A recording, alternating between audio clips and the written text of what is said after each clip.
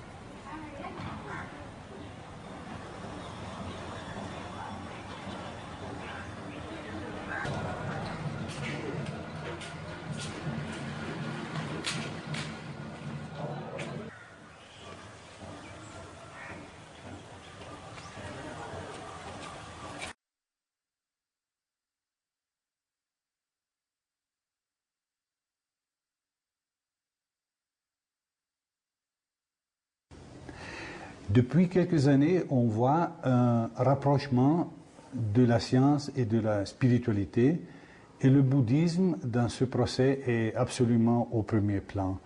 Est-ce que vous pouvez nous expliquer un tout petit peu ce procès, ce phénomène? Je crois que là, il y a plusieurs facteurs qui sont entrés en cause. Le premier, tout d'abord, c'est que le bouddhisme est essentiellement une approche expérimentale. On peut dire que c'est une science contemplative, mais basée non pas sur un dogme, sur une révélation, mais fondamentalement sur l'expérience. Ce que le Bouddha Shakyamuni a fait, c'est découvrir par lui-même la nature de l'esprit, l'interdépendance des phénomènes, et donc son analyse de la réalité l'a conduit à une compréhension de l'absence d'identité du moi, d'absence de solidité dans les phénomènes, et c'était basé sur son expérience vécue. Donc, si vous voulez, il y a une approche qui est similaire, à la fois qui est fondée sur certaines hypothèses que l'on vérifie ou non, on essaie autre chose, on vérifie, et on ne tient jamais quelque chose pour acquis. Il n'y a pas de foi aveugle dans le bouddhisme, au contraire, on encourage les gens à un esprit critique de bonne aloi, c'est-à-dire un esprit critique constructif, pour essayer non pas d'être intéressé par des idées, mais par la vérité retrouvée par l'expérience. Ça, c'est la raison générale pour laquelle la démarche de la science, des sciences naturelles et de la science contemplative du bouddhisme ont en gros la même rigueur et généralement les mêmes fondements. La deuxième raison est une raison de circonstance, c'est-à-dire que le Dalai Lama, qui est un des luminaires du bouddhisme à notre époque, a toujours eu un profond intérêt pour la science. Donc cet intérêt s'est finalement cristallisé lorsque un ami cher est maintenant disparu, Francisco Varela, avec un businessman américain, Adam Engel, ont proposé au Dalai Lama de rencontrer des éminences savants et de discuter à bâton rompu avec eux. Au départ, c'était une rencontre qui était initialement destinée à informer le Dalai Lama, à lui permettre de rencontrer des scientifiques. Mais donc ça a été la fondation d'un mouvement qui est devenu ce qu'on appelle Mind and Life, l'esprit et la vie. Et maintenant, depuis 13 ans, il y a eu des rencontres de plus en plus importantes, de plus en plus riches, de plus en plus longues aussi, puisqu'elles se tiennent généralement pendant 5 ou 6 jours à Dharamsala, la résidence du Dalai Lama en Inde ou ailleurs. Et pendant ces 5 ou 6 jours, du matin au soir, un nombre de scientifiques éminents et le Dalai Lama, et parfois des représentants aussi de la philosophie bouddhique, discutent d'un sujet qui aura été décidé. Et on s'est aperçu que beaucoup plus que simplement fournir ou offrir une sorte d'éducation scientifique au Dalai Lama, un dialogue extrêmement riche s'est mis en place, qui a beaucoup apporté sur le plan humain et aussi sur le plan des idées à ces scientifiques. La plupart, moi j'ai participé à un certain nombre de ces rencontres, maintenant je fais partie de ce mouvement, et les scientifiques sont toujours éminemment impressionnés, parfois même ils se disent transformés par la rencontre avec le Dalai Lama et aussi par la façon extrêmement profonde et comment dire, fine, subtile, la logique absolument impeccable qu'utilise le Dalai Lama et ceux qui sont avec lui pour approcher le problème de la nature de la réalité, de la nature de la conscience, Donc il y a eu des Mind and Life qui ont été dédiés à la physique quantique, comparés à l'approche de la réalité que décrit le bouddhisme. Il y a eu un Mind and Life sur les émotions destructives, il y a eu un Mind and Life sur, très récemment sur la matière et la vie. Qu'est-ce que la matière, qu'est-ce que la vie? Et où ont participé des prix Nobel de physique, des prix Nobel de médecine, des savants qui ont décodé le génome, des grands spécialistes de l'éthique, des philosophes de la physique quantique. Donc vraiment des sommités qui se sont donnés à fond dans ce dialogue et que c'était des moments extrêmement enrichissants, émouvants, et donc il y a un dialogue extrêmement vivant. Et pour vous dire en quoi ce dialogue a finalement un sens, lorsque par exemple le Dalai Lama a rencontré en Autriche un grand spécialiste de la physique quantique qui s'appelle Anton Zeilinger, qui est à la pointe de nombreuses recherches à l'heure actuelle, il y a eu un moment donné où ils sont arrivés à une idée justement sur la nature de la réalité, et le physicien s'est tourné vers le Dalai Lama, enfin, comment se fait-il que vous ayez trouvé cette idée sans connaître la physique quantique? Et le Dalai Lama a réagi de la même façon en disant, mais comment avez-vous pu en venir à cette conclusion sans connaître la philosophie du Madhyamika, parce que c'est la même chose. Donc ils étaient tous les deux étonnés d'arriver à une vision sur un point de l'analyse de la réalité qui était conceptuellement similaire. Il ne s'agit pas bien sûr pour le bouddhisme de faire des expériences ou des prédictions dans le domaine de la physique quantique, mais l'analyse des conséquences de la physique quantique sur le plan de notre perception du monde. Qu'est-ce que la réalité? Le monde existe-t-il tel qu'il apparaît? Il y a quand même toutes des implications philosophiques immenses dans la physique quantique. On ne peut pas faire de la physique quantique sans laisser de côté une compréhension approfondie de la réalité. C'est ce qu'ont fait tous les grands physiciens comme Heisenberg ou Niels Bohr. Tous ont eu une vision transformée de la réalité à la suite de leur découverte. Donc ces choses sont indissociables, parce que la physique quantique ne permet pas de continuer à s'accrocher à la solidité du monde phénoménal. Donc là, il y a quelque chose de très proche. Il y a aussi l'ouverture, dans le cas du bouddhisme, parce que le Lama dit toujours, si vous me prouvez que tel ou tel point du bouddhisme est faux, moi j'ai aucun problème, aucun problème. Pourquoi? Parce que le bouddhisme est aussi une recherche de la vérité, par l'expérience. Donc s'il y a quelque chose que le bouddhiste a trouvé, mais qu'il a trouvé de façon erronée, comme la science d'ailleurs très souvent remet en cause ses découvertes et va plus loin en changeant totalement la perception des choses. Donc le bouddhiste est prêt à faire ça à tout moment. Si on lui prouve vraiment de façon logique, valide, que tel ou tel point du bouddhisme est faux, il n'y a aucun problème. Tout ce qu'on cherche, c'est à avancer dans la connaissance. Donc il n'y a pas cet obstacle du dogme. Est-ce que vous pouvez nous expliquer en quelques mots, si c'est possible, la vision quantique et la vision bouddhiste, de quelle façon elles se rencontrent? Disons, surtout, il y a, dans la physique quantique, il y a plusieurs aussi écoles d'interprétation. Il y en a une qui est donc née des travaux et de la pensée de Niels Bohr et de Heisenberg, qu'on appelle l'interprétation de Copenhague. Selon cette interprétation de Copenhague, tout ce qu'on peut décrire dans les phénomènes, ce sont des événements. Il se passe un certain nombre de choses, mais on ne peut pas vraiment dire qu'il y a une réalité absolument solide qui sous-jacente à ces événements. Bien sûr, l'analyse porte surtout sur la notion, par exemple, de particules, puisque si on parle du monde phénoménal, de la matière, d'un point de vue réaliste ou réductionniste, on pense qu'il y a des éléments solides qui sont comme des petites briques et qui peu à peu construisent le monde phénoménal. Or, les physiciens de l'école de Copenhague ont une interprétation extrêmement prudente de leur analyse de la réalité. Ils disent oui, dans certains cas, lorsque l'on fait telle ou telle mesure, on observe un phénomène qu'on peut décrire comme une particule. Mais ils disent aussi, on ne peut rien dire de ce qu'est la nature de ce phénomène entre deux mesures. On suppose, parce qu'on peut faire des mesures à différents moments, on peut imaginer qu'il y a une trajectoire, mais c'est purement une construction mentale. Qu'est-ce qui se passe entre deux mesures? On n'en sait rien. On ne peut pas dire qu'il y a une particule. Et une des raisons aussi qui détruit cet attachement qu'on a à la solidité des choses, c'est par exemple que sous certains moyens d'investigation, une particule apparaît sous la forme d'une onde. C'est totalement l'opposé d'une particule. Une onde est partout. Une onde ne peut pas. La particule, elle, au contraire, c'est un petit point qui a des caractéristiques et qui est localisé quelque part. Donc c'est aussi différent qu'une pierre qu'on jette dans l'eau et les ondes que crée ce caillou. C'est totalement, on ne peut pas être à la fois, c'est impossible d'être intrinsèquement, véritablement, à la fois une onde qui existerait en elle-même ou une particule qui existerait en elle-même. Tout ce qu'on peut dire donc, c'est que nous avons affaire à un phénomène, un événement, quelque chose qui se passe, qui apparaît en fonction de l'interdépendance globale des phénomènes. Dans certains cas, il apparaît comme une particule, dans certains cas comme une onde, mais on ne peut pas dire que une ou l'autre soit quelque chose qui existe en soi, une caractéristique intrinsèque. Or, c'est exactement ça, ce que dit le bouddhiste. Le bouddhisme dit, tout ce qu'on peut dire, c'est que les phénomènes apparaissent, se manifestent, rien de plus. Tout ce qu'on dit de plus ne résiste pas à l'analyse. On ne peut pas dire qu'un phénomène ait telle ou telle caractéristique de façon intrinsèque, parce que l'impermanence subtile fait que les choses changent à chaque instant, et que rien ne peut exister en soi et par soi.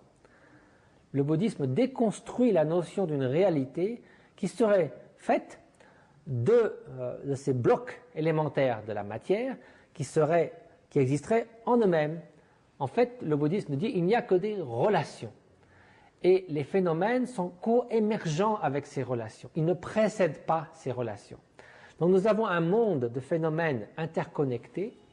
Et lorsque l'on observe ce monde, d'une façon ou d'une autre, par un appareil, qui a bien sûr été conçu par un observateur, ce que nous faisons d'après le bouddhisme, qui emploie des images plus que des calculs, les physiciens diront, quand on fait une observation, la fonction d'onde de Schrödinger, comme on dit, est réduite, donc il y a quelque chose qui se passe qui fait qu'on observe une particule. Ce qu'on dira avec un langage plus imagé du bouddhisme, c'est que quand il y a un observateur, lui-même ou au travers d'un appareil ou quelque chose, nous cristallisons, par cette relation entre l'observateur et le monde des phénomènes, nous cristallisons un ensemble particulier de ces relations, par le regard que l'on porte sur ce monde global, et de ce fait, de cette relation particulière, un phénomène particulier apparaît. Donc en bref, cela veut dire quoi? Cela veut dire que nous avons affaire à un flot dynamique en constante transformation d'événements, de phénomènes qui sont dénués de ce que le bouddhisme appelle d'existence propre.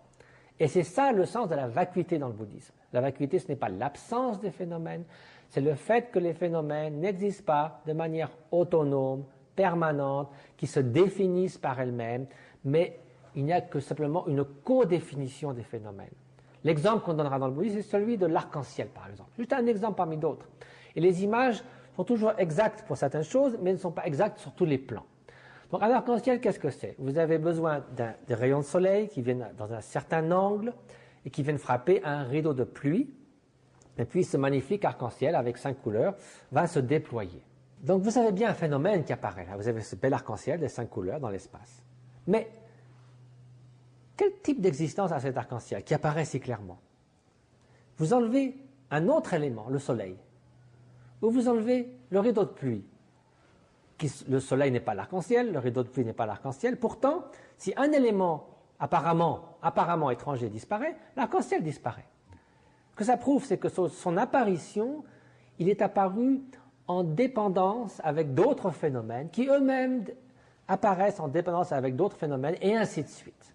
Il n'y a rien donc qui puisse apparaître par soi en soi. Donc cette globalité, cette non-séparabilité des phénomènes, c'est aussi une des conclusions importantes de la science, de la physique quantique. Sur un plan plus technique, il y a, disons, Einstein avait parlé de propriétés locales qui devaient appartenir aux particules elles-mêmes. C'était donc une vision plus réductionniste que le bouddhisme. Et il avait proposé une expérience, effectivement, pour montrer que c'était le cas. Je vous passe tous les détails techniques, mais on a mis longtemps à pouvoir réaliser cette expérience. Mais quand elle a été réalisée par un physicien français qui s'appelle Alain Aspect, il a montré que le théorème qu'un autre physicien, John Bell, avait proposé pour montrer ou démontrer ou au contraire invalider l'idée d'Einstein, qu'effectivement Einstein avait tort dans ce cas-là et qu'il était possible de montrer que lorsque une particule se sépare en deux, à la suite d'un impact, et que ces deux photons ou que ces deux électrons s'en vont très loin l'un de l'autre, ils font encore partie d'une globalité. C'est-à-dire qu'ils ne sont pas vraiment séparés. Je vous passe les détails, mais on peut montrer que si on capte un électron à un endroit particulier, l'autre électron qui peut être à 10 km mais qui peut aussi être à 1 million d'années-lumière, eh bien, il va se transformer en particule de la même façon exactement que l'électron qui est de l'autre côté. C'est-à-dire s'il y a 4 ou 5 possibilités, 4 possibilités par exemple pour le spin ou bien d'autres choix à faire, lorsque ça se fait toujours de la même façon pour les deux particules. Ce qui veut dire qu'elles font partie d'une fonction d'onde unique, c'est-à-dire d'une réalité globale, indépendamment de la distance, puisque c'est instantané, il ne peut pas y avoir le temps d'une communication d'informations par la lumière, ça va plus vite que la lumière, donc il ne peut pas y avoir d'informations qui soient propagées. Ça a été vérifié sur 10 km. On s'est aperçu que le temps dans lequel on pouvait suffisamment fin pour mesurer justement cette simultanéité était suffisamment court pour que la lumière n'aurait eu le temps que de parcourir, je ne sais pas, 10 cm. Donc ça veut dire qu'il y avait une réalité globale qui persistait pour ces deux soi-disant particules. Et donc c'est vrai s'ils étaient aux deux extrémités de l'univers. Donc si vous voulez, conceptuellement, les implications philosophiques de ça, c'est qu'évidemment il y a cette interconnexion, et c'est exactement la façon dont le bouddhisme analyse la réalité. Rien ne peut être totalement séparé. Si vous aviez une seule chose, une seule entité, un seul atome dans l'univers qui existe totalement en soi, c'est-à-dire sans aucune connexion avec l'univers, pour nous, elle n'existerait pas. Il est impossible qu'elle ait la moindre relation avec notre univers, donc c'est comme si elle n'existait pas. Tout ce qui existe, c'est-à-dire tout ce que nous pouvons un jour percevoir, tout ce qu'on peut considérer comme faisant partie de notre univers, doit, d'une façon ou d'une autre, être relié. Sinon, il n'existe pas pour nous. Cela, sur le plan de la pratique, a des implications, parce que si tout est interconnecté, ça signifie qu'on a des responsabilités énormes, gigantesques. Oui, alors c'est la différence justement entre l'approche de la physique et l'approche du bouddhisme, c'est qu'est-ce qu'on fait de tout ça, hein? Parce que pour la science, c'est une merveilleuse découverte, fascinante. Ça remet totalement en question, et pour peu qu'un physicien soit aussi philosophe, il ne peut pas s'empêcher de remettre en question sa perception de la réalité. Mais souvent, ce n'est pas nécessairement le cas. Le scientifique n'a pas besoin de remettre en question sa vision de l'existence pour trouver ses résultats et dire voilà, c'est comme ça. Et puis il peut s'arrêter là. Pour le bouddhisme, non seulement il ne doit pas s'arrêter là, mais le but justement, c'est de ne pas s'arrêter là. Le but de comprendre cette interdépendance, à quoi ça nous sert finalement? Quel est l'intérêt? Ce n'est pas juste pour acquérir des informations sur l'univers, ça a des profondes répercussions sur la façon dont nous vivons le monde, dont nous vivons notre existence, dont nous nous percevons nous-mêmes, dont nous percevons les autres, dont nous percevons l'univers. Pourquoi? Parce que quand nous avons la vision opposée, à savoir que les phénomènes existent en eux-mêmes, de façon solide, permanente, autonome, qu'est-ce qu'on va faire? On va dire ça c'est quelque chose de désirable, ça c'est quelque chose d'indésirable. Il y a moi d'un côté qui existe bien en tant que moi, il y a les autres qui sont bien séparés de moi, le monde qui est bien séparé de moi, et donc je vais réagir, interagir avec le monde en fonction de ce que je juge comme étant désirable et indésirable. Je vais attirer les uns et repousser les autres. Donc quand pour ce processus se produise, il faut qu'il y ait cette conception d'une entité, d'un moi qui existe vraiment en soi, que le monde existe bien tel qu'il est, que ça, tel objet est désirable, est beau, ou est agréable, ou est désagréable. Toutes ces caractéristiques, on a l'idée qu'elles sont intrinsèquement, fondamentalement, qu'elles font partie des objets extérieurs, au lieu d'être simplement une interaction avec nous-mêmes. Donc, de ces jeux de l'attraction et de la répulsion va naître quoi? Toutes sortes d'émotions conflictuelles. Donc l'obsession, l'avidité, le désir, l'attachement, ou au contraire l'animosité, la peur, la répulsion, la haine, ou l'orgueil, ou la jalousie. Tout ça ne naît que si on solidifie ce fossé entre nous-mêmes et le monde. Donc le résultat, c'est un sentiment de frustration intense en fin de compte. Pourquoi un sentiment de frustration? nous ne sommes pas en conformité avec la réalité. Nous ne sommes pas en adéquation avec les réalités parce que ce qui est intimement lié, ce qui est un flot dynamique en constante interaction, nous le solidifions, moi et les autres, moi et l'univers. Donc nous ne sommes pas dans la vérité. Nous ne percevons pas les choses telles qu'elles sont. Nous les solidifions. Donc si nous sommes en décalage avec la réalité, forcément, l'image que nous projetons sur le monde, c'est la façon dont nous voudrions que le monde soit, dont nous voudrions utiliser le monde justement pour attirer ce qui nous semble agréable et repousser ce qui nous semble désagréable. Tout ça est fondé sur une erreur, sur une illusion. Donc forcément, ça ne peut pas fonctionner. Donc en fin de compte, nos désirs ne sont pas réalisés, on est frustré, on espère trouver un certain bien-être dans la façon dont on se relie au monde, et en fait on tourne le dos à ce bien-être. On voudrait éviter le désagrément, la frustration, la souffrance, et on court vers elle, parce que, à cause de l'ignorance, à cause d'une conception erronée de la réalité. Donc c'est très important sur le plan de notre façon dont on vit notre existence, de comprendre l'interdépendance, de comprendre la réalité des phénomènes. Ce n'est pas simplement une quête intellectuelle gratuite. Ça va au cœur de la pratique spirituelle, qui est justement de déconstruire ce bastion artificiel du moi, de déconstruire cette notion d'une réalité solide. On a en fait, qu'est-ce qui s'est passé? On a gelé le monde des phénomènes. La glace et l'eau, c'est le même élément chimique. La glace est dure, elle peut couper, on peut se casser la jambe en tombant sur la glace, on peut se faire une blessure avec un morceau de glace, mais il suffit de la chauffer pour qu'elle devienne l'eau, qui est fluide, qui est limpide, qui est totalement inoffensive, enfin disons en tout cas n'a pas les mêmes duretés de la glace, et c'est le même élément pourtant. Donc c'est pareil. À partir du moment où nous avons une conception erronée de la réalité, nous gelons les phénomènes et nous souffrons de la dureté de cette solidification. Si nous acquérons une compréhension de l'interdépendance des phénomènes, nous démasquons l'imposture du moi en tant qu'entité autonome, nous dégelons ces phénomènes, au lieu de nous trouver dans une sorte d'état amorphe, nous nous trouvons dans un état de fluidité, de liberté, qui est celui de la liberté intérieure, de la compréhension. Donc, dans le cas du bouddhisme, une compréhension juste du monde des phénomènes est essentielle pour notre quête de la plénitude. Ce n'est pas simplement pour acquérir des informations. Donc, c'est la différence principale.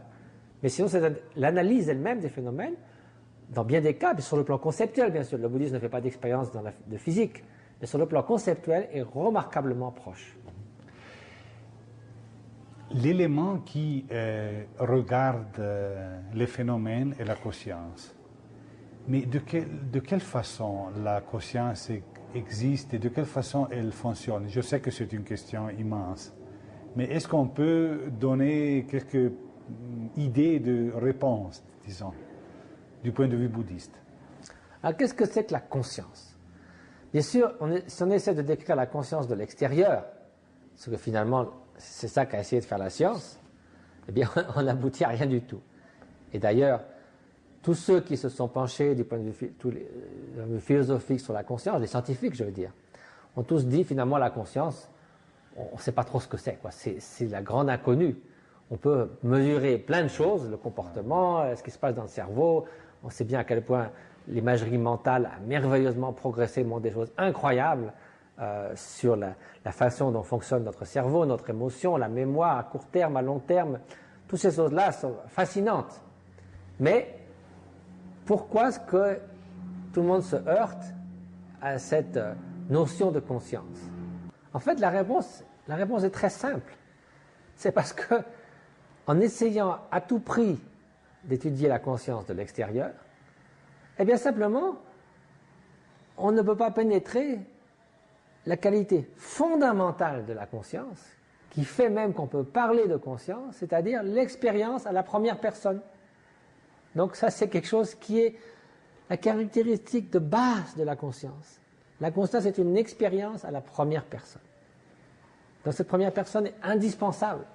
Si on veut s'en passer et essayer de décrire la conscience de l'extérieur, on est toujours on tombe à chaque fois dans ce mur que c'est impossible de décrire une expérience à la première personne vue de l'extérieur.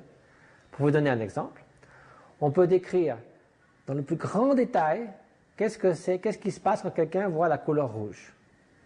On peut On veut dire, voilà, la couleur rouge apparaîtra dans l'aire visuelle du cerveau, une activité telle. Peut-être on réussira un jour à découvrir la différence entre la perception du rouge et du bleu. On va décrire la fonction, la longueur d'onde de la lumière, tout ce qui se passe dans la rétine, dans le nerf optique, dans les différentes aires du cerveau, l'interprétation entre la connexion entre l'aire visuelle et l'intelligence, etc., etc., etc. Ceci dit, on n'aura strictement progressé en rien sur ce que c'est que faire l'expérience de voir la couleur rouge. C'est totalement indescriptible de l'extérieur. On ne peut pas remplacer l'expérience directe à la première personne. Donc elle a une qualité qui n'est pas du tout un épiphénomène, une propriété émergente, mais la qualité première de la conscience. C'est l'expérience à la première personne. Et ça, tant que la science néglige ça, donc dans ce qui est la science du comportement, de l'analyse du cerveau, etc., on manque le point essentiel.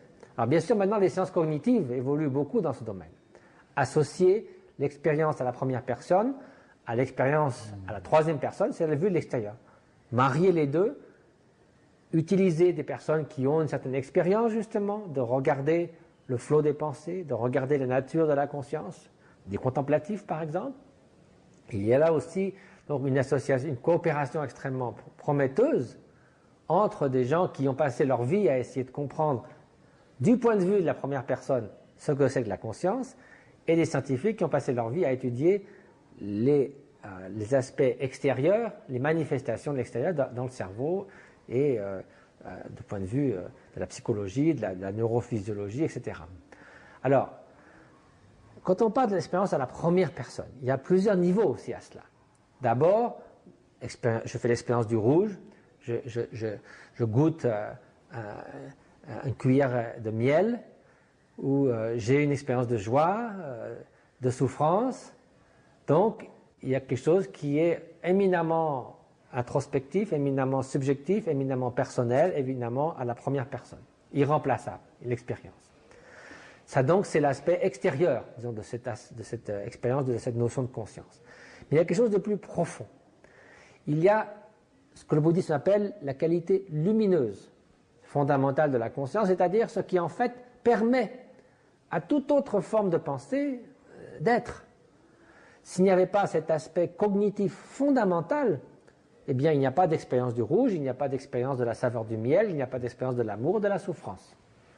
Donc il faut qu'il y ait cette qualité première qui est identique dans toutes les pensées.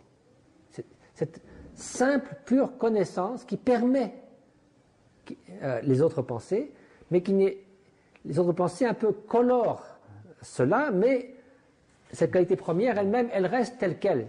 Quel exemple peut-on donner? Un cristal, par exemple. Vous le posez sur un tissu rouge, il apparaît rouge. Sur un tissu vert, il apparaît vert. En fait, le cristal lui-même n'a pas été coloré. Quand le tissu rouge est absent, le cristal, il est transparent, il est translucide, il n'a pas de couleur. Ça, c'est la qualité de la lumineuse fondamentale, la conscience pure.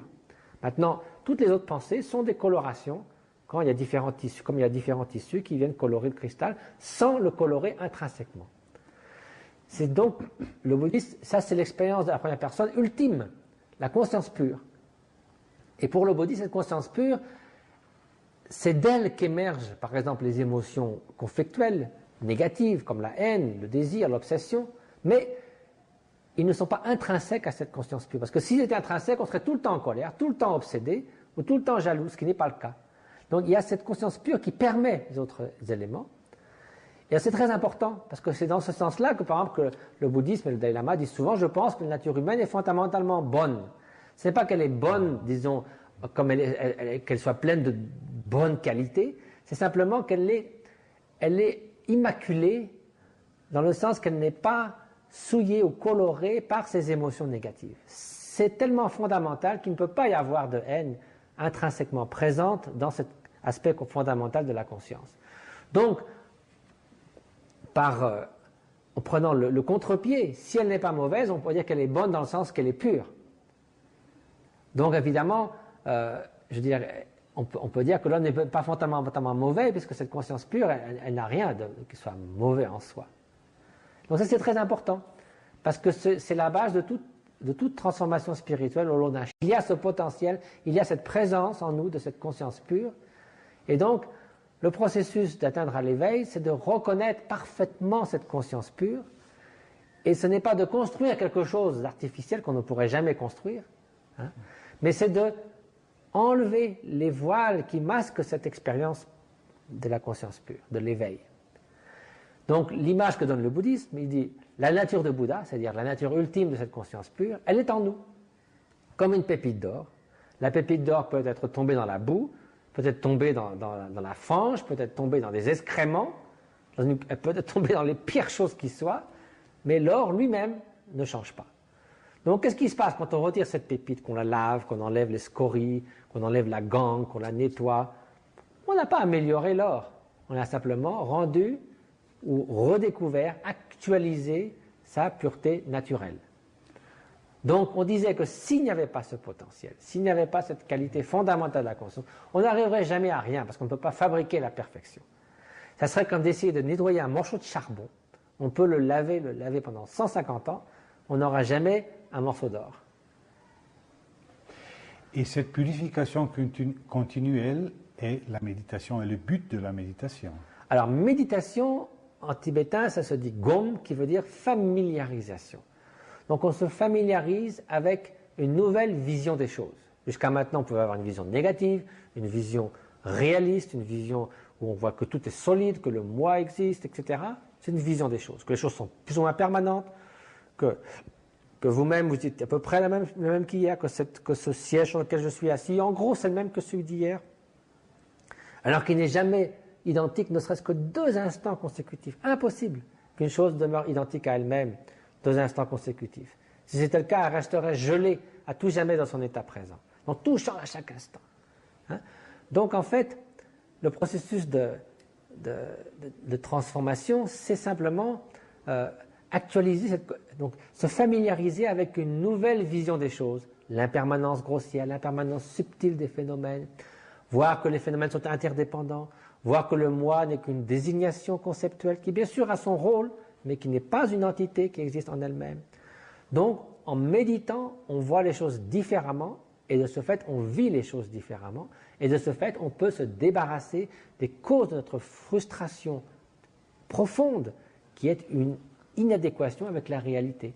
Et donc, si maintenant nous sommes en harmonie avec la réalité, non pas simplement en disant « Ah, je suis en harmonie avec l'univers », mais par la compréhension directe, par l'expérience, à ce moment-là, bien sûr, tout le flot dynamique se dégèle, cette glace fond en eau fluide, et donc cette liberté intérieure se traduit par un sentiment de plénitude au lieu que ce soit de la souffrance. Et cette conscience pure est permanente, et est-ce qu'on peut dire qu'elle est éternelle? Est-ce qu'on peut dire qu'elle elle reste même si on meurt? Alors elle n'est pas permanente parce que rien n'est permanent, mais sa continuité, son flot est ininterrompu, c'est différent. Donc, d'un certain point de vue, comme l'univers de la matière, c'est-à-dire, quelle est la différence entre la conscience et les objets? C'est justement cette conscience pure, cette faculté de connaître, qui n'est pas présente dans un caillou et qui est présente dans n'importe quel être qui a cette faculté cognitive. Il y a une différence fondamentale. Donc, bien qu'elles soient reliées, mais il y a une différence de nature. L'un perçoit, l'autre pas. L'autre est noir, obscur, ténèbres. La conscience a cette luminosité, cette clarté qui est cette faculté de connaître. Donc, si vous voyez un instant de conscience présent, l'instant de conscience précédent doit être d'une nature similaire.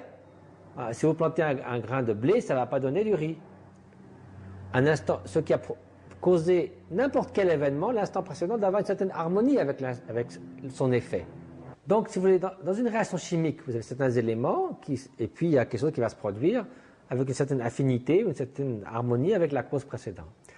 Même un instant de conscience, l'instant qu'il a immédiatement précédé, il ne peut être que d'une nature similaire. Il doit aussi être conscient. Il ne peut pas être totalement inconscient. Le totalement inconscient ne peut pas donner quelque chose de conscient l'instant suivant. Donc c'est ça qui a amené le bouddhisme à dire l'univers est sans début, il ne peut pas commencer. Comment le rien viendrait-il à l'existence? La conscience aussi est sans début. Parce que comment un instant de conscience pourrait-il naître de quelque chose qui n'est pas conscient? Donc cette notion de sans début et sans fin à la fois pour la conscience et pour le monde inanimé, qui sont en interdépendance depuis toujours. Alors bien sûr, il y a des moments où cette conscience se manifeste associée à des formes de vie. Il est évident qu'au moment du Big Bang, il n'y avait pas de forme de vie dans le feu du Big Bang. Mais le bouddhisme a conçu dès le départ des milliards et des milliards d'univers, tous interconnectés. Il n'y a jamais eu un univers héliocentrique comme dans la cosmologie grecque ou chrétienne. L'homme n'a jamais été au centre de l'univers. Il y a toujours des milliards et des milliards de systèmes, d'univers entiers. Depuis le départ, le bouddhisme a conçu dans cette vaste vision. Et donc, ce n'est pas parce qu'il n'y avait pas, dans notre petit Big Bang local, il n'y avait pas de vie à ce moment-là, qu'il n'y avait pas la vie et la conscience ailleurs.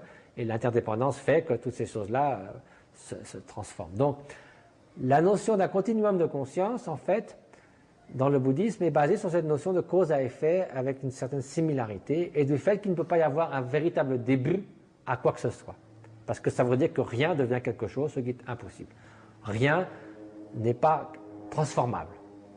Rien, c'est l'absence des phénomènes. Ce n'est pas quelque chose qui peut donner naissance à quoi que ce soit. Donc, dans ce sens-là, cette conception de sans début est peut-être intellectuellement, dans l'imagination difficile à imaginer, mais au moins elle n'a pas de faute logique, comme la notion du néant qui deviendra quelque chose, ou d'une cause qui est sa propre cause et qui est immanente et permanente, qui se mettrait à fabriquer un univers éphémère et impermanent, et qui elle-même n'aura aucune cause. Tout ça ne résiste pas à la logique, tandis que le sans début, c'est peut-être difficile à imaginer, mais au moins, il n'y a aucun argument logique qui puisse aller contre cette notion de non-début.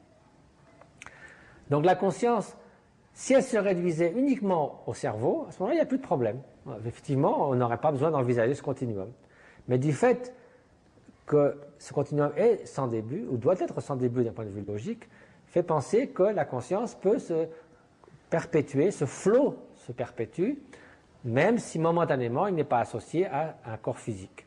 Donc d'où l'idée d'un flot de conscience qui s'associe successivement à différents supports physiques qui peuvent être un support humain, auquel cas la conscience s'exprimera par l'intelligence, par des facultés intellectuelles extrêmement puissantes, qui peut s'associer à un support beaucoup plus primitif, auquel cas il n'y aura pas cette conscience de soi, toutes ces caractéristiques qui sont propres à l'existence humaine, mais n'empêche que ça sera un être vivant, un être animé, qui aura une conscience qui s'exprimera de façon très primitive, très limitée.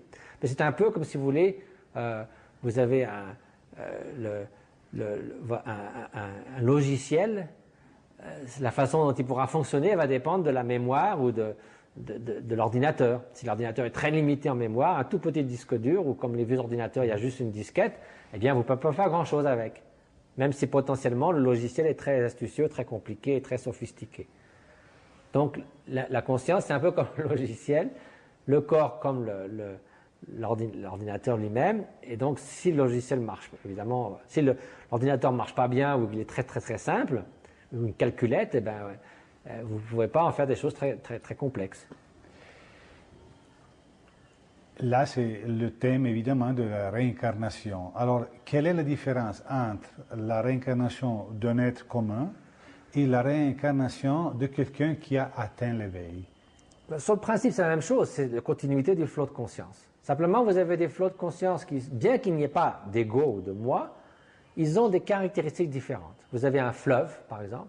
Ce fleuve peut avoir été extrêmement pollué, dans un état absolument dégoûtant. Mais c'est sur ce fleuve, vous lui donnerez un nom. Peut-être qu'à sa source, l'eau très pure. Il devient très pollué.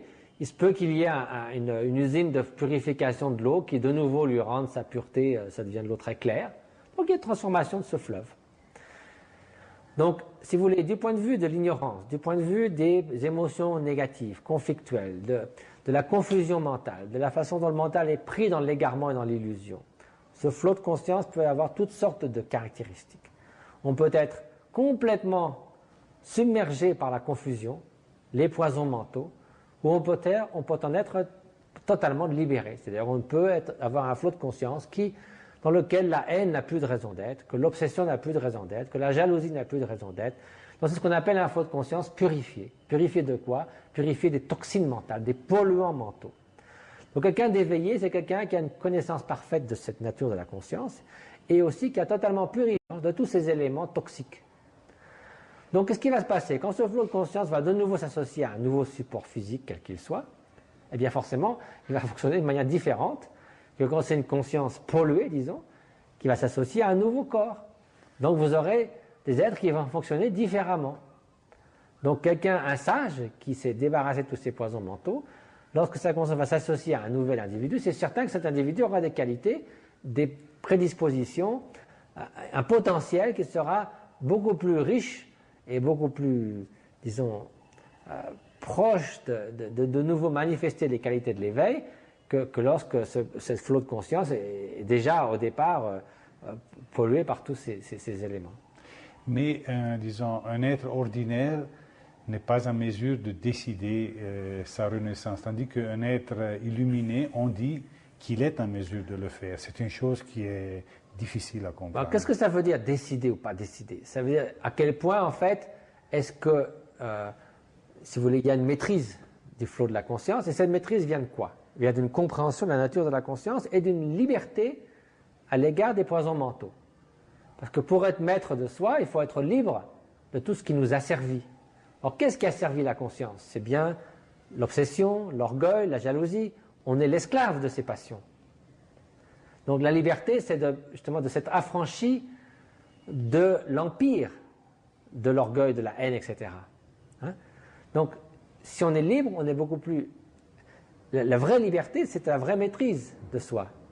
La vraie liberté, c'est pas de faire n'importe quoi de façon totalement erratique et anarchique. La vraie maîtrise de soi et la vraie liberté, c'est de faire ce qu'on a envie de faire, c'est de gouverner son propre navire. Donc, un maître spirituel a une connaissance et une maîtrise de son flot de conscience bien supérieure à un être ordinaire qui, lui, est le jouet de ses pensées. Donc, il a aussi une vision beaucoup plus limpide et directe de la nature de la conscience. Ce qui fait qu'au moment de la mort, il ne va pas être obscurci par tout ce qui se passe au moment de la mort, par toute la confusion mentale qui se produit avec le choc de la mort, mais il va garder à la fois sa sérénité et aussi sa lucidité, c'est-à-dire il va garder une perception claire du flot de sa conscience. Donc, du fait qu'aussi ce flot de conscience est libre de toutes ces émotions conflictuelles, il en est maître et donc il est beaucoup plus à même de conserver une certaine orientation à ce flot de conscience, d'éviter qu'il sombre encore plus dans la confusion du fait du choc de la mort et de la naissance. Donc cette maîtrise va permettre une continuité dans la conscience claire de ce qui se passe, qui ne va pas être obscurcie par les événements de la mort, du bardo, l'état intermédiaire et de la renaissance. Donc c'est dans ce sens qu'un sage reste à la barre du navire de sa conscience et donc peut le diriger à droite ou à gauche, alors que les ordinaires sont complètement submergés par la tempête, emmenés par les flots sans aucune maîtrise. Donc, encore une fois, comme le but d'un sage, c'est bien sûr de faire le bien des êtres, parce que lui, son propre bien est accompli depuis longtemps lorsqu'il s'est acquis la liberté intérieure. Donc ce qu'il va faire, c'est trouver justement un support tel qu'il puisse continuer à aider les êtres. Donc là, le vœu de la compassion, le vœu d'atteindre à l'éveil pour le bien des êtres, va être l'élément principal qui va déterminer la direction et le choix d'un être réalisé pour savoir dans quelles circonstances, avec quel support physique, dans quelles conditions extérieures, à quelle époque, à quel endroit, il va retrouver une association avec un support physique pour poursuivre sa façon d'aider les êtres. Un grand maître qui vous a été très très près, Dilgo Khyentse Rinpoche, il a disparu il y a quelques années et il est rené. Et il est ici, au Setchen, au monastère de Setchen. Est-ce que vous pouvez nous raconter un peu ce qui s'est passé, de quelle façon le nouveau Khyentse a été reconnu? Donc, Dilgo Khyentse Rinpoche était un maître parmi les maîtres, puisque, ayant passé près de 20 ans en méditation dans des grottes, dans des ermitages, et il voulait d'ailleurs passer le reste de sa vie en retraite, mais son maître de l'époque, au Tibet, lui a dit après un certain nombre d'années, non, maintenant il faut que tu aides les êtres, transmettre ta connaissance, à la fois sa connaissance contemplative, sa connaissance des textes, sa connaissance des enseignements. Il avait une connaissance encyclopédique des enseignements, mais surtout une connaissance par la réalisation spirituelle. Donc il a commencé à aider les êtres, à enseigner aussi bien un enseignement purement méditatif qu'un enseignement sur le bouddhisme, toute sa vie. Il était un des maîtres du Dalai Lama. Il n'y a pratiquement pas un maître en Inde qui n'ait pas étudié avec lui dans toutes les écoles du bouddhisme tibétain. Hein? Donc, c'était quelqu'un qui était d'une immense générosité, un amour infini, une connaissance profonde, une réalisation immense. Donc, un véritable joyau au sein de la tradition tibétaine. Donc, bien sûr, quand il a quitté le monde, eh bien, l'idée, c'était pas simplement de le remplacer par quelqu'un qu'on pourrait mettre sur un trône, ça n'a aucun intérêt. C'était quelqu'un qui, effectivement, manifesterait quelque chose de son prédécesseur, hein, comme une lune qui se reflète dans l'eau. La lune reste ce qu'elle est, mais il y a un reflet très clair de la lune dans l'eau. Donc, une continuité spirituelle au travers d'un autre support physique. Donc, on s'est adressé, tous ses disciples, ainsi que le Dalai Lama, ont demandé à Trulshik Rinpoche, qui est un très grand maître, qui était le plus proche ami spirituel de Khyentse Rinpoche, de reconnaître cette incarnation.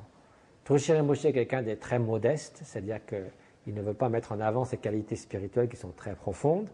Il vit principalement dans la montagne, dans le nord-est du Népal, dans le Sulukhumbu, la plupart de l'année en retraite. Il a autour de lui 400 nonnes et moines qui vivent éparpillés dans la montagne, et il n'avait pas officiellement reconnu d'incarnation de Tulku, comme on dit, de corps d'émanation, c'est le mot, corps de manifestation, c'est le mot technique, Tulku, Tulku.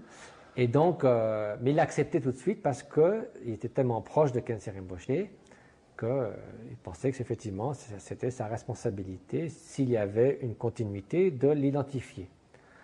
Donc pendant 2-3 ans, il n'a rien dit. Et puis un jour, il nous a envoyé donc une lettre en expliquant qu'il avait eu plusieurs rêves. Comme il est très modeste, il disait c'était des rêves, mais je ne dormais pas. Donc on peut en déduire cette sorte de vision ou d'expérience spirituelle très profonde, dans lequel Khyentse Rinpoche lui apparaissait extrêmement souriant et lui chantait un verset en 4 lignes qui décrivait le nom d'un père, d'une mère, une année de naissance et une direction par rapport à un lieu qui s'avérait être ici, donc par rapport à ce monastère. Donc Trulshik Rinpoche, qui est très modeste, et la caractéristique d'un vrai pratiquant, c'est qu'on n'accorde pas trop d'importance à ce genre de vision et d'expérience spirituelle, a dit bon oui, c'est arrivé, mais enfin, laissons les choses telles qu'elles sont. Mais en fait, au fil des jours, ce verset et cette perception de Khyentse Rinpoche, au lieu de disparaître, devenait de plus en plus présente et de plus en plus puissante. Et donc, il a couché par écrit ce verset. Et il a eu un autre rêve dans lequel, entre ce monastère-ci à Setchen et un monastère voisin qui s'appelle Kaning Shadrupling, il y a beaucoup de maisons entre ces deux monastères, maintenant tout un quartier, mais il y avait seulement une grande plaine vide. Et sur cette grande plaine sont venus 25 stupas, donc des reliquaires en or, qui tournaient un peu comme s'ils étaient mobiles sur des roues.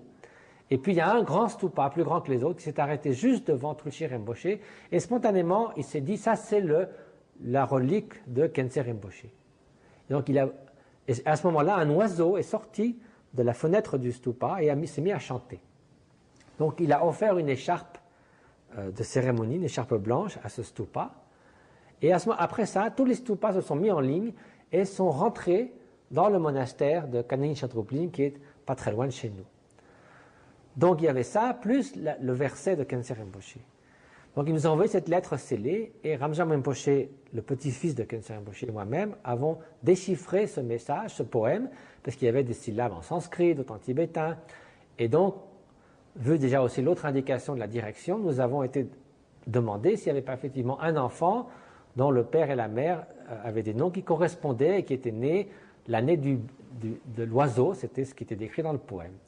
Et il s'est avéré, en demandant, disons discrètement, que le fils de Choling Rinpoche, qui est aussi un abbé voisin, effectivement était né à cette année-là, comme cela, que son père, son nom personnel que Tulshi Rinpoche ne connaissait pas, parce qu'on l'appelle toujours les lamas selon leur titre, Chokling Rinpoche, mais personne ne savait qu'il s'appelait Mingyur Dorje ou Dechen Mingyur, et que sa femme s'appelait Dechen Paldron. Il n'avait aucune idée de leur nom personnel. Donc, les noms correspondaient très bien, l'année de naissance correspondait, il y avait effectivement cet enfant. Donc, au lieu de chercher beaucoup plus loin, on a dit, bon, on a envoyé un message à Tulshi Rinpoche en disant, est-ce que, voilà, tel enfant correspond, est-ce qu'il faut continuer à chercher? Parce que d'habitude, ça prend beaucoup de temps de chercher. Il a dit tout de suite, non, envoyé un message disant, c'est pas la peine de chercher, c'est bien, c'est celui-là. Sa Sainteté Dalai Lama lui-même a fait une semaine de retraite, et ayant reçu aussi une lettre de Tulshi Rinpoche, il a dit que selon ses propres expériences également, il a confirmé que cet enfant était bien la réincarnation de Khyentse Rinpoche. Après ça, donc, il y a eu une cérémonie dans une grotte à Marathika, dans l'est du Népal, où ils se sont rencontrés pour la première fois. Il y a eu des choses assez extraordinaires qui se sont produites. Bon, extraordinaires et en même temps très simples et finalement très ordinaires quand on les vivait. Il y a eu un fait dont j'ai été témoin, c'est dans cette petite cérémonie où la première fois ils se rencontraient, où ils donnaient une initiation de longue vie, où le Dalai Lama avait envoyé quelqu'un pour apporter un nom, et il y avait 200-300 personnes donc, qui étaient allées par toutes sortes de moyens, à pied, à cheval, en hélicoptère, pour aller dans cette grotte. Et il y a aussi un groupe de Bhoutanais, parce que Khyentse Rinpoche avait été longtemps au Bhoutan, ils étaient très dévoués à lui, qui étaient venus à pied, qui étaient arrivés le matin même de la cérémonie, et donc ils n'avaient pas rencontré la jeune Khyentse Rinpoche, qui à l'époque avait 3 ans et demi. Et donc pendant la cérémonie, à un moment donné, Tulshi Rinpoche donnait une bénédiction de longue vie à ceux qui étaient juste devant lui, et le jeune donc Khyentse Rinpoche a demandé, voulait le faire lui-même, il a dit, donne-moi, c'est moi qui vais donner. Donc il a donné à une vingtaine de personnes, et puis il y avait 300 personnes, donc il n'était pas question qu'il donne à tout le monde, ça prendrait trop de temps. Donc on lui a dit, bon, est-ce que ça suffit? Il dit, non, il y a quelqu'un là-bas à qui je veux le donner. Et donc on est descendu dans la foule, il dit, est-ce que c'est celui-là, est-ce que c'est celui-là, est-ce que c'est... Non, il dit, non. Puis finalement on a pointé vers quelqu'un qui était là, il a dit, oui, c'est celui-là, faites-le venir. Et il s'est trouvé que c'était un de ces Bhoutanais qui était arrivé le matin, qui avait été un ancien serviteur de Khyentse Rinpoche, qui avait passé 15 ans avec lui. Et donc évidemment il était en pleurs, très ému et tout. En même temps, c'est extraordinaire, et en même temps, pour nous, c'était, comment dire, c'était un délice, mais c'était pas quelque chose de bizarre. Ça semblait tout à fait naturel. Il n'y avait pas, le ciel s'est pas mis à trembler, la terre a tremblé, les éclairs dans le ciel. C'était simplement un certain émerveillement, mais en même temps, rien je sais pas, une atmosphère un peu étrange, surréelle, mystique. C'était tout simple, mais très beau. Et il y a eu pas mal d'autres choses dans ce genre. Donc après, ce jeune enfant a été voir le Dalai Lama, qui lui a coupé les cheveux, qui l'a rencontré. Et donc, le Dalai Lama a dit, bien sûr, pour moi, l'essentiel, c'est ma relation avec le Khyentse Rinpoche, le précédent, c'est mon maître spirituel. Ça dure toujours, ça ne dépend pas de la vie et de la mort. C'est une relation qui va de vie en vie. Mais bien sûr, il y a une réincarnation. Et dans le cas présent, je n'ai aucun doute que cet enfant est la réincarnation authentique de Khyentse Rinpoche. Ce petit enfant, il doit refaire ses études, il doit être rééduqué, il doit recommencer, disons. Il recommence, mais il a déjà des bons points. C'est-à-dire que c'est un peu comme une bonne graine dans une bonne terre, avec beaucoup de soleil, les bons un peu d'engrais naturels, des soins particuliers. Ils avaient une magnifique plante qui fleurit très vite. Donc il y a un potentiel tout à fait extraordinaire qui fait qu'il retraverse sans doute les mêmes étapes, mais très rapidement. Donc son corps est celui d'un enfant, sa parole est celle d'un enfant, son esprit, il y a quelque chose c'est comme ce reflet de la lune dans l'eau qui est de Khyentse Rinpoche, de l'esprit de sagesse de Khyentse Rinpoche qui est en cet enfant. Il jouit d'une éducation particulière maintenant? Oui, mais bon, particulier dans le sens qu'on s'assure qu'il a tous les éléments pour bien étudier, mais ce n'est pas un avantage phénoménal par rapport aux autres personnes qui étudient. Les enfants étudient beaucoup ici, de 8h du matin à 7h du soir, et l'éducation est la même, simplement il a un précepteur, il a quelques enfants qui étudient avec lui pour avoir de la compagnie. Il ne dit pas quelque chose de différent qui automatiquement en ferait quelqu'un de supérieur. Il est simplement, on prend vraiment soin qu'il ait un très bon professeur, etc. Mais ça n'explique pas à ça tout seul, ça ne suffit pas à expliquer la différence de ce qui se passe dans sa transformation personnelle. Et de son éducation s'en occupe Rabjam Rinpoche personnellement. Jean Rinpoche l'entoure, tout comme il a reçu tous les enseignements de Khyentse Rinpoche. Depuis l'âge de 5 ans jusqu'à la mort de Khyentse Rinpoche, quand Ramjam Rinpoche lui avait 25 ans, il était tout le temps, il dormait, il était un jeune enfant. C'était d'abord un grand-père, puis un grand-père qui s'est transformé en un maître spirituel. Et donc tout ce qu'il a reçu maintenant, il le reverse à nouveau. Il s'occupe de son grand-père comme son grand-père s'est occupé de lui.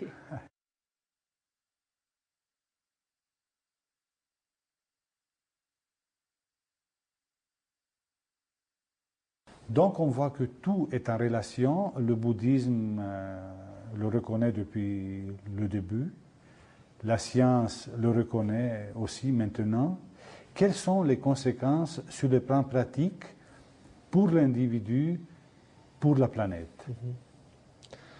Les conséquences de comprendre l'interdépendance entre soi et les êtres, c'est tout d'abord le sens de la responsabilité universelle, puisque nous sommes tous reliés, mais encore plus simplement, plus fondamentalement, c'est l'amour et la compassion qui est à l'essence de tout ça, qui doit être à l'essence de notre existence. Et d'ailleurs, il y a un très beau mot tibétain pour désigner la compassion, c'est Ninje, le seigneur du cœur.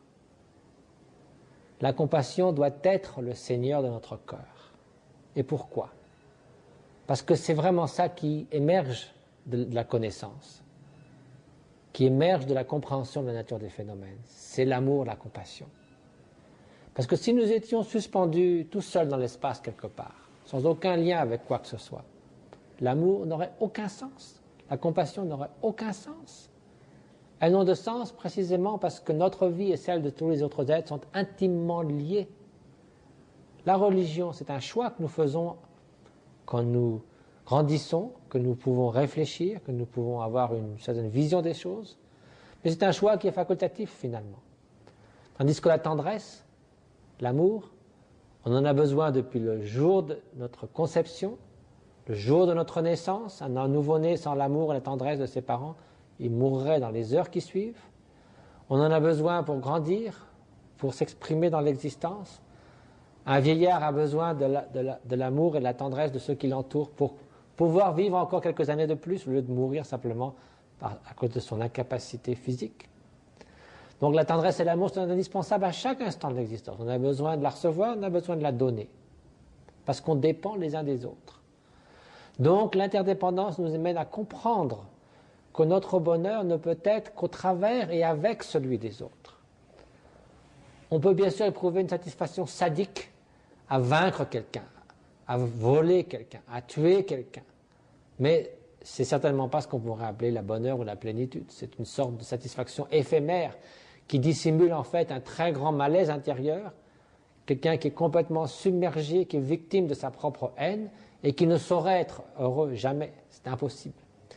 Donc si on comprend par l'interdépendance qu'on ne peut pas être heureux au détriment du bonheur des autres, qu'on ne peut pas construire notre bonheur sur le malheur des autres, mais que notre propre bonheur, notre propre sentiment de plénitude, il passe par celui des autres.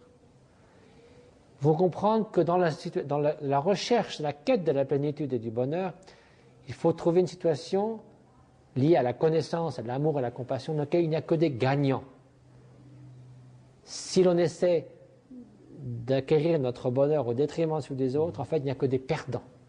Nous causons de la souffrance, en fin de compte, nous souffrirons aussi. Donc, l'amour et la compassion sont intimement liés à la fibre même de l'existence. Et plus on développe, on laisse notre esprit être complètement envahi par l'amour et la compassion, le plus on aura une action, une activité par la pensée, par la parole et par le corps qui sera perçue comme bienfaisante par les autres. Nous n'aurons que des amis, nous serons en harmonie avec le monde et en harmonie avec nous-mêmes, parce que nous sommes en harmonie avec la réalité. Et donc nous aurons cette paix intérieure qui sera invulnérable au haut et au bas de l'existence, et nous serons beaucoup plus libres de contribuer à la paix autour de nous. Donc, pour amener la paix à l'extérieur, il faut commencer par trouver la paix en soi, Le désarmement extérieur ne peut commencer que par le désarmement intérieur. Et en conclusion, il faut savoir se transformer soi-même pour pouvoir transformer le monde. Et ça, c'est fondé sur l'amour et la compassion.